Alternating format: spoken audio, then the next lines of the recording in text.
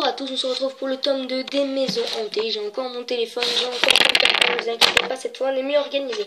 Et j'ai découvert qu'à chaque fois que je faisais un petit bruit, on l'entendait, saloperie, on l'entendait. Donc je vais essayer de régler un petit peu les problèmes. J'ai quand même mis sur YouTube, un tout petit peu avancé là, je les enchaîne. J'ai fait une petite pause dans mon lit de quelques minutes pour la regarder, pour un peu la modifier et pour me rendre compte que j'ai fait de la merde. Bref, on va commencer du coup, pour continuer par le numéro 5, encore aux États-Unis. Vous avez demandé, là c'est en Louisiane, la plantation des myrtles. Des myrtles. Alors, myrtles, je ne sais pas ce que c'est. Voilà. Bien que l'endroit héberge prétendument plusieurs fantômes, c'est bien Chloé, jeune esclave de la plantation du 19e siècle, vous vous rendez compte, c'est pas si vieux que ça, qui a terrorisé le plus d'âmes sensibles.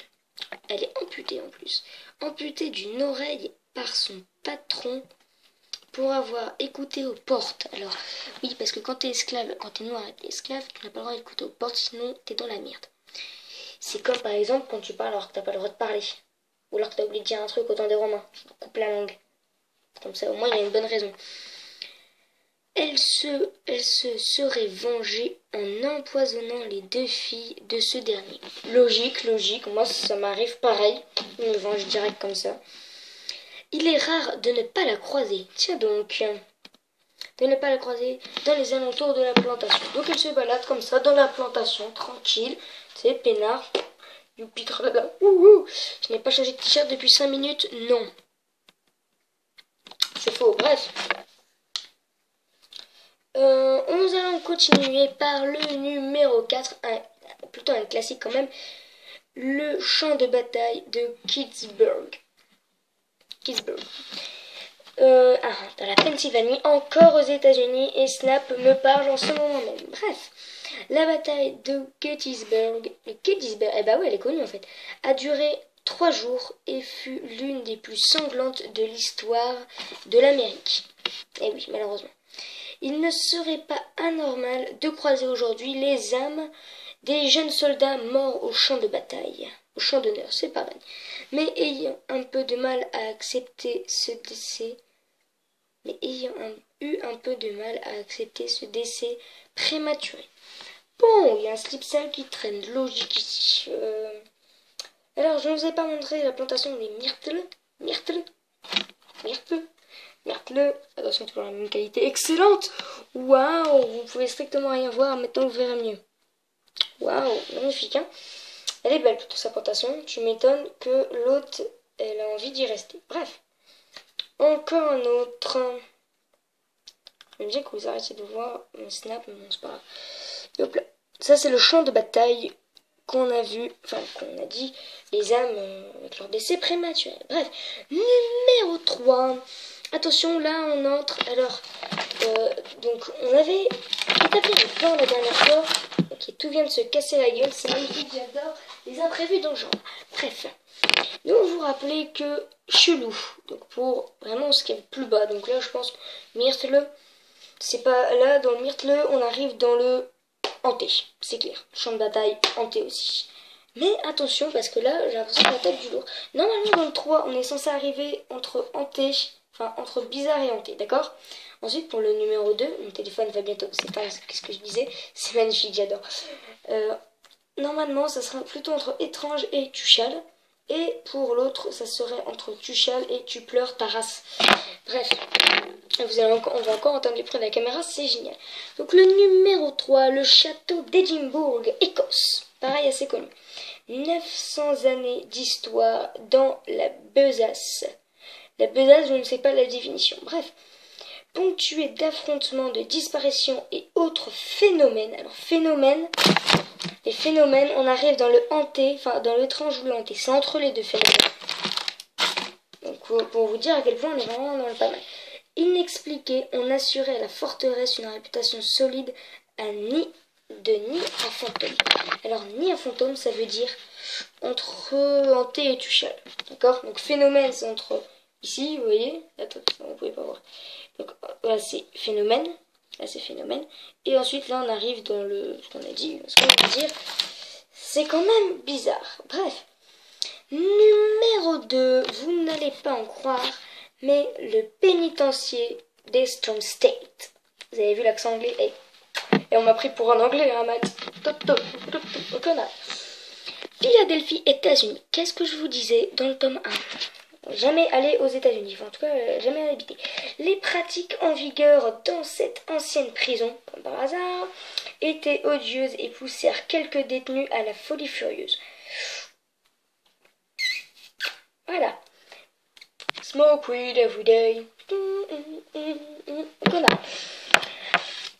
Et ta mère, toi, sale fils de rat. Aujourd'hui transformé en musée, certains touristes affirment y avoir entendu des rires désincarnés et quelques ombres suspectes assez pour entretenir le rythme.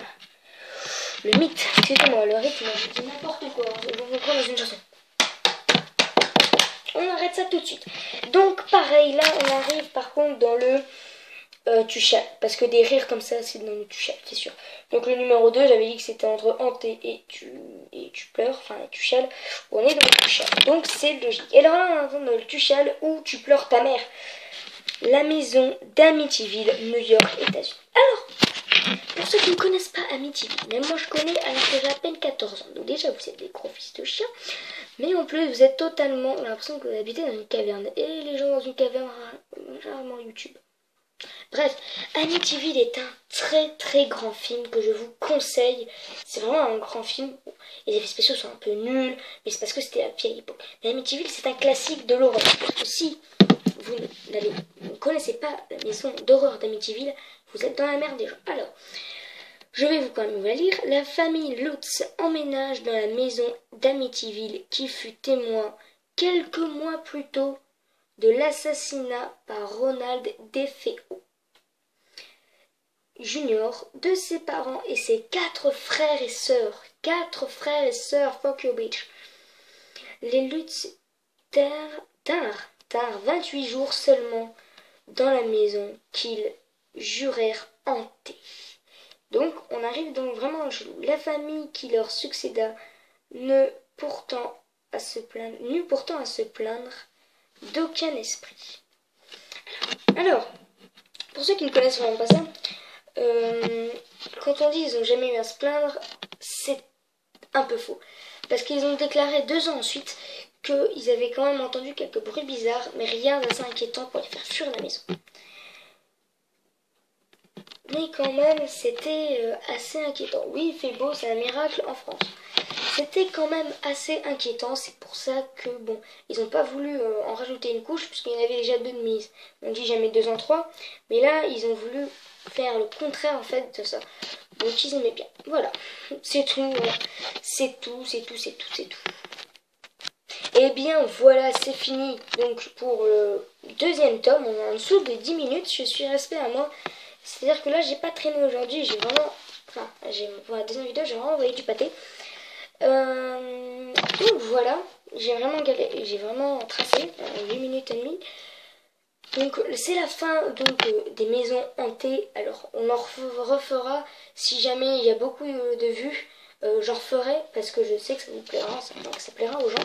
J'en referai des plus approfondis, avec des trucs plus classiques qui font plus flipper encore, parce que je peux vous parler vraiment de lieux hantés extrêmement connus, mais justement, il est tellement connu que ça peut être faux. Et après, ça plaît aussi aux gens de savoir ce qui s'est passé, comme par exemple l'unité 731. Alors l'unité 731, puisque j'ai un peu d'avance et qu'on peut rajouter encore un peu d'infos, simplement l'unité 731, c'était une unité simplement, et ils prenaient des condamnés à mort. Donc c'était en Chine, ouais, dirigé par Shirioshi, un truc dans le genre. Enfin, c'était des Chinois ou des Japonais. Et en fait, ils étaient dirigés par lui et ils prenaient des condamnés à mort et ils leur mettaient des virus qui étaient forcément mortels. Et ensuite, ça s'est développé sur des prisonniers, puisqu'ils n'en avaient plus. Et au final, il y a eu plus de... je sais plus combien. Il y a eu extrêmement beaucoup de morts. D'ailleurs, puisque je sais que ça va vous intéresser, j'ai fait une petite recherche sur l'unité 731. L'unité 731. Ça va vous faire flipper votre mère quand vous allez savoir ce que c'est. Je vais vous montrer d'ailleurs quelques photos. Genre par exemple, celle-ci. Ça part, hein, c'est pas une photo, c'est plus un dessin. En fait, on sait pas parce que la qualité là-bas c'était de la merde. Alors voilà où il y avait l'unité 731. Voilà. Alors l'unité 731, d'après Wikipédia, oui, Wikipédia c'est pas censé être le truc le meilleur, mais bon.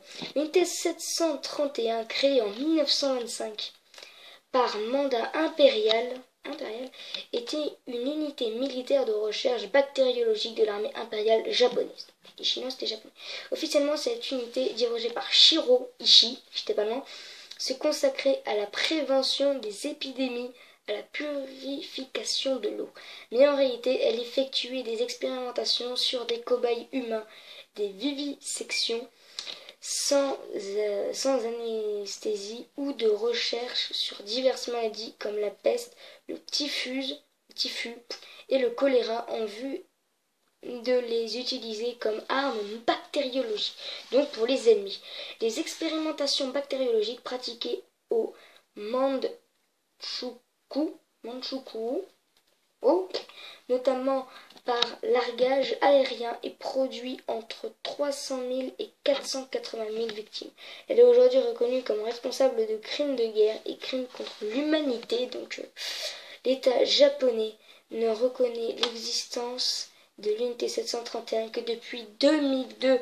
Donc de 25 à 2002, il s'est passé 77 ans avant que les Japonais reconnaissent que ça existait. Alors, est-ce que ça vous dirait d'aller un peu plus? Bon, on ira peut-être un peu plus dans une prochaine vidéo. Qu'est-ce que vous en pensez? On fera une vidéo spéciale unité 731? Non, quand même pas. Non, il n'y aura quand même pas. Quand même pas là. Je vais juste vous donner un petit lien. Je vous propose d'aller donc chercher l'unité 731 et d'aller voir la vidéo sur YouTube qui dure 50 minutes pour le 13 mars 2012. Si vous voulez chercher directement sur YouTube, c'est 10 fois mieux. Mais bon, vous faites comme vous voulez. En tout cas, nous, on se retrouve dans un prochain tome. Le prochain tome, ça sera les abysses. Il y aura plusieurs tomes dessus, à mon avis, parce qu'il y en a beaucoup à dire. On fera donc les poissons qui ont été vraiment les plus effrayants quand même des abysses. Les plus classiques jusqu'aux plus flippants, simplement. Voilà. Bon, bref, on se retrouve tout ça dans les prochaines vidéos. Certainement que j'en ferai une et que l'autre. Je vais en refaire une aujourd'hui encore à la suite. Peut-être même deux. Non, peut-être que j'en ferai une à la suite. Et on verra pour les prochaines vidéos. Peut-être demain, j'aurai peut-être le temps. Après-demain aussi. On verra. Tout ça, c'est dans les prochaines vidéos. Nous, on se retrouve. Maxime, tu vas encore te foutre de moi, mais ta gueule. On se retrouve dans les prochaines vidéos. Salut tout le monde.